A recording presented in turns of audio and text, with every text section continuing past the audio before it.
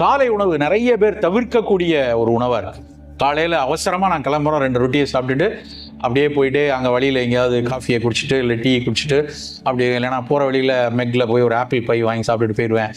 அது ரொம்ப தப்பான விஷயம். காலை உணவு ரொம்ப சிறப்பாக அதற்காக சற்று மெனக்கெட்டு நாம் எடுத்தே ஆகணும்.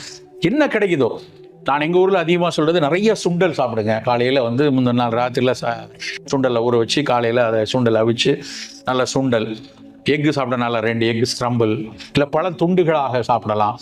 அது மாதிரி காலை உணவில் சுண்டல், ஒரு நிறைய பெரிய கப்பில் சூப்பு, இல்லைன்னா இந்த மாதிரி நிலக்கடலை, பாதாம் பருப்பு, அது மாதிரியான எல்லாம் நிறைந்த காலை உணவு இருக்கும். நான் ஒரு கூட்டத்தில் தமிழ்நாட்டில் இப்படி ஒரு கூட்டத்தில் நான் சொன்னோடனே அவர் எந்திரிச்சு ரொம்ப சீவனிக்கிறார், சார் இதெல்லாம் வந்து பிஃபோர் ஃபுட்டா ஆஃப்டர் ஃபுட்டாங்க?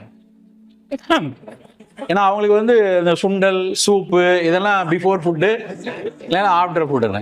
இதுதான் ஏன் ஃபுட்டு, இதுதான் எடுத்துக்கணும். அப்போ இட்லி, தோசை, மசால் தோசை, வடை, பொங்கல், பூரி அதெல்லாம் வாரத்துக்கு ஒரு நாள் சாப்பிடுங்க.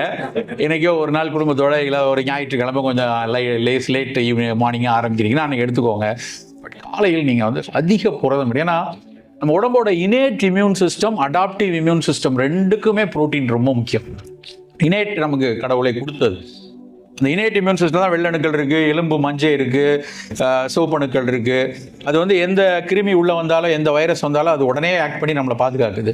அடாப்டிவ் இம்யூன் சிஸ்டம், புதிதாக ஒரு வைரஸ் வருது, புதிதாக ஒரு தொற்று வருகிறது, புதிதாக உடலில் ஒரு பிழை ஏற்படுகிறது, அதை சரி பண்ணுறதுக்கு அந்த அடாப்டிவ் இம்யூன் சிஸ்டம் வந்து இருக்கு நம்ம உடம்புல.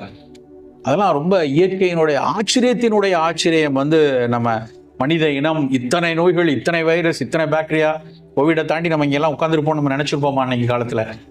அதெல்லாம் தாண்டி இருக்கோம்னா அந்த அடாப்டிவ் இம்யூன் சிஸ்டம் தான். அந்த அடாப்டிவ் இம்யூன் சிஸ்டத்துக்கு ஆக முக்கியமான விஷயம் புரதம் நண்பர்களே. ஏன் நான் திரும்ப திரும்ப புரதம் எடுக்கணும், வெஜிடேரியன்ஸில் அந்த புரதம் குறைவாக இருக்குன்னு திரும்ப திரும்ப சொல்கிறதுக்கு காரணம், இந்த ப்ரோட்டீனில் இருந்த ப்ரோட்டீன் தான் அமினோ ஆசிட்ஸ், அதுதான் ப்ரிகர்சர்ஸ் ஆஃப் இம்யூன் சிஸ்டம். அப்போ அதுக்கு நிறைய நம்ம குவான்டிட்டி வந்து நான் சரியாக சொல்லணும்னு தெரியல, மருத்துவர்கள் சில பேர் இருந்தீங்கன்னா அதில் 1 கிலோவுக்கு 0.8 கிராம் ப்ரோட்டீன் வேணும். நீங்கள் 70 கிலோ இருக்கீங்கன்னா எவ்வளோ ப்ரோட்டீன் கணக்கு போட்டுக்கோ. அவன் சாப்பிட்ற சாப்பாடை ஒரே ஒரு நாள் இன்றைக்கி காலிலேருந்து நம்ம சாப்பிட்டதில் அவர் சொல்கிற கணக்குக்கு நான் 70 கிலோ 0.8 கிராம் போட்டு பெருக்கி அவ்வளோ புரதம் சாப்பிட்ருக்கீங்களான்னு யோசிச்சு பாருங்க. இருக்காது, பெரும்பாலும் இருக்காது. அப்போ நம்ம அதுக்கான மெனக்கிடணும், நமக்கு அதுக்கான ஒரு கரிசனம் வேணும். அப்படி புரதங்கள் இருக்கட்டும் காலை உணவில்.